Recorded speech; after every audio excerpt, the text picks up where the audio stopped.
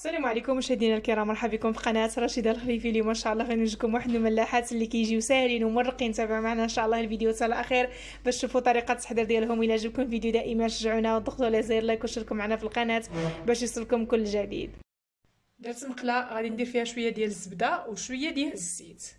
نضيف واحد البصله مقطعه بحال هكذا، بصله كبيره تكون مفرومه مزيان رقيقه. كنقليو شويه البصله بحال هكذا، غير شويه تهبط واحد شويه ونضيفوها الكفته ديال الدجاج. بعد ما تقلات واحد شويه البصله واحد شويه غادي نضيف لها صدر ديال الدجاج. وانتم بغيتو ديروا الكفته بغيتو ديروا اللي متوفر، صدر ديال الدجاج طحنتو غير عندي هنا في الدار طريه. غادي نضيف شويه ديال الملح بحال هكذا، الملح دائما كيبقى على حسب الذوق. نص مغرفه صغيره ديال الابزار ما عامراش بزاف، نص مغرفه ديال السكينجبير ديال البودره ديال الثوم. ما بغيتوهاش ما ديروهاش، ديروا واحد الفص ديال الثوم. نحركوا هاد الصدر بحال هكذا.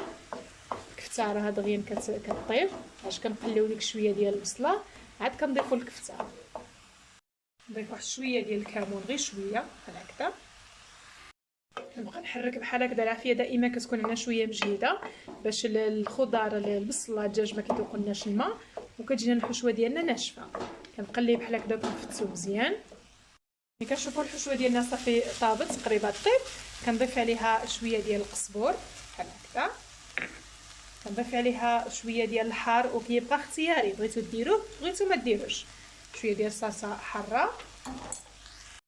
نخلطوا مزيان هاد القزبور بحال هكذا. الحشوه كتجي غزاله، غير جربوها كتجي فنه وما فيهاش قوه العطريه. غادي نحرك بحال هكذا مزيان هاد الحشوه ديالي.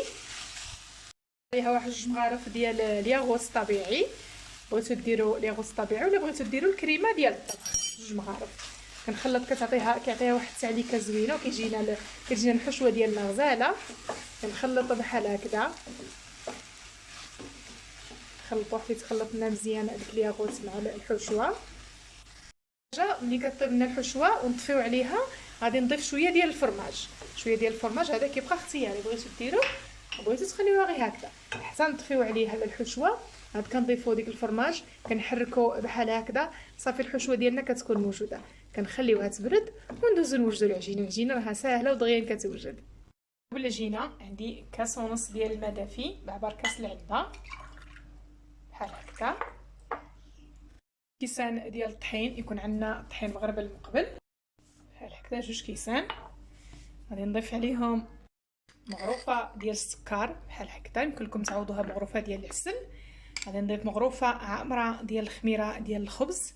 هاد العجينه سهله ولكن كتجينا نتيجه غزاله ديالها في الاخير. نخلط هاد المكونات بحال هكذا ونخلي واحد شويه تفاعلنا الخميره مع الطحين بحال هكذا. كنخليوها واحد 5 دقائق ونبداو نخدموها. انا خليت العجينه ديالي واحد شويه طلع فيها الخميره بحال هكذا، راه دغيا كتخمر لنا العجينه. غادي نضيف عليها 4 كاس ديال الزيت، شويه ديال الملح بحال هكذا. الملح كنديروها حتى كتفاعل لنا الخميره. ديك الزيت والمليحه بحال هكذا باش يتخلطوا لنا مزيان. العجينه راه كتجي ناجحه وكتجي غزاله بحال هكذا. غادي نخلط مزيان، نخلط اليدوي باش نخدم العجينه بيدي. نضيف الكاس الاول ديال الطحين، ضفت 4 ديال الكيسان، الخامس نضيف فيه شويه بشويه وانا نجمع العجينه ديالي بحال هكذا. بغيتو تضاعفوا الكميه ديال العجين باش يجيكم بزاف ديال الملاحات كما بغيتو، ضاعفوا المقادير. من دخلت العجينه ديالي دخلت فيها الطحين بحال هكذا، غادي ندلكها غير واحد شويه بحال هكذا باش يدخل لنا فيها هذيك الطحين. صافي كتكون عندنا العجينه موجوده هكذا. غير كندخلوا فيها يدينا بحال هكذا، العجينه كتكون رطبه بحال هذا الشكل. تخلي فيها 4 ديال الكيسان ديال الطحين. بعد ما دلكتها غير واحد شويه غادي نرش شويه ديال الطحين وغادي نصايب العجينه ديالي بحال هكذا مباشره، ما كنخليوها لا تخمر لا والو. ديك الخميره اللي خليناها تخمر في الاول بارك عليها غادي نخليها بحال هكذا. غادي نجيب الزبده عندي هنا 250 غرام، غادي ندير غير النص ديالها. النص ديالها هو اللي غادي نديروه في هذه العجينه هذه. الا ضاعفتوا المقادير يمكن لكم ديروها كامله 250 غرام. العجينه بحال هكذا غادي نجيب الزبده اللي حكيتها غادي نديرها بحال هكذا، نفرقها على العجينه ديالي بحال هكذا. تكون شويه بارده باش كتحك معكم بسرعه. هذا كنسرحوها كامله بحال هذا الشكل. ملي كنفرق الزبده ديالي بحال هكذا العجينه كنبقى نلويها وحنا نلويو مرخوفين، ما نلويوش حنا مزيرين بحال هكذا. كنروليو ديك العجينه ديالنا بحال هذا الشكل حتى نمشيو للطرف الاخير بحال هكذا. نرش شويه ديال الطحين وكندير له بحال هذا الشكل، كنمدوه واحد شويه بحال هكذا. كنجيب التلاك وكنحاولوا نوسعوه شويه، غير بشويه نحاولوا نوسعوه في العجينه ديالنا بحال هكذا. نحاولوا نوسعوا العجينه ديالنا شي شويه، نعطيوها شويه ديال العرض. العجينه ديالي بحال هكذا كنجيب هذا الطرف هذا اللي من هنا كنديرو بحال هكذا، والجهه هذه اللي من هنا كنحاولوا نسووهم بحال بعضيتهم بحال هكذا باش يجيونا معوطين. ولي نطوي العجينه ديالي عاود بحال هكذا، كتكون عندنا العجينه بحال العجينه المورقه بحال هكذا. صافي دابا العجينه ديالي غادي نخدمها مباشره. ندير شويه ديال الطحين بحال هكذا، نحطوا العجينه ديالنا ونقسموها على جوج، النص نبداو نخدموا بالنص والنص الاخر عاود نخدموا به من نكملوا بالنص الاولاني بحال هكذا. بحال هكذا العجينه ديالنا بحال هذا الشكل. نزيد واحد الطرف بحال هكذا نحطوه على جنب ونبداو نخدموا بهذا. نطلق العجينه ديالي كنرقوها شي شويه، ما كنخليوهاش غليظه بحال هكذا.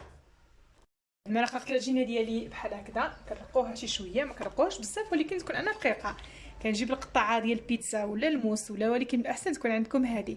كنحيد هاد الجوانب اللي من هنا بحال هكذا باش كتجينا العجينه معوطه.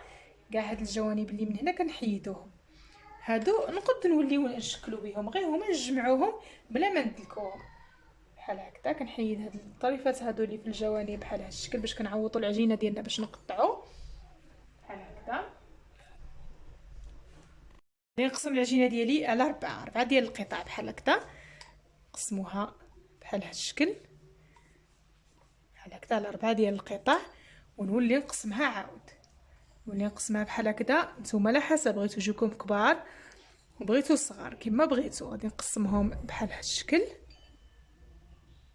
نجيب البيض ديال البيض وكندهن به العجينه ديالي بحال هكذا. كندهنو غير الجوانب من هنا باش كيلصقوا لنا مزيان وما كيتحلوناش معنا في الفران.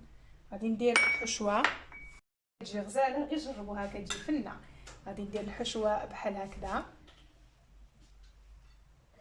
كنطوي عليها بحال هذا الشكل. كنديروا الحشوه في الجوانب وكنطوي بحال هكذا، وكنعاوطوا مزيان بحال هذا الشكل. كيجيونا ساهلين ودغيا كنوجدوهم بحال هكذا بحال هكذا.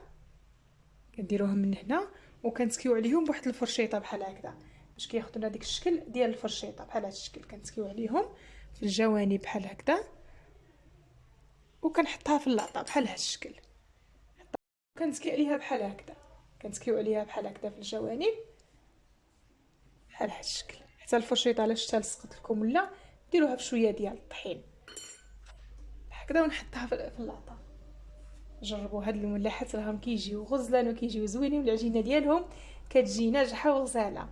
كنطوي بحال هكذا وكندخل ديك الحشوه وكنثبت الجوانب بحال هذا الشكل، وكنتكي عليها بحال هكذا بالفرشيطه باش كياخذوا لنا ديك الشكل ديال الفرشيطه بحال هكذا. هكا نستمر نكملهم كاملين ساهلين كيجيو غزلان بحال هكذا. غادي نعمر شويه ديال الحشوه بحال هكذا وكنجمع الجهه هذه اللي من هنا كنجمعها على الجهه التحتانيه.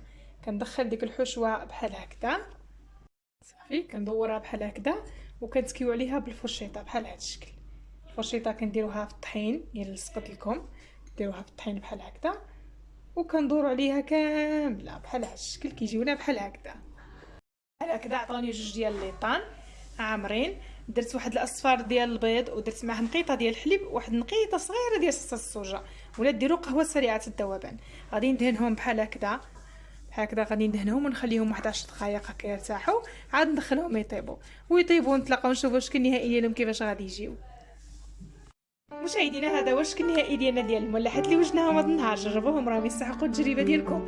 من بعد ما جبتهم الفران هما سخونين درت لهم شويه ديال الفرماج وشويه ديال الاعشاب منسمه، وانتم دائما الزين كيبقى على حسب الذوق اللي متوفر زينوا به. المهم المذاق ديالهم كيجي زوين، كيجيو غزلان، كيجيو فنين. هما كيفاش كيجيو رائعين جدا. جربوهم راهم يستحقوا التجربه ديالكم.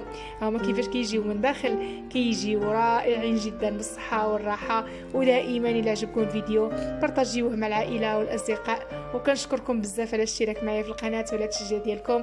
شكرا بزاف، مع السلامه.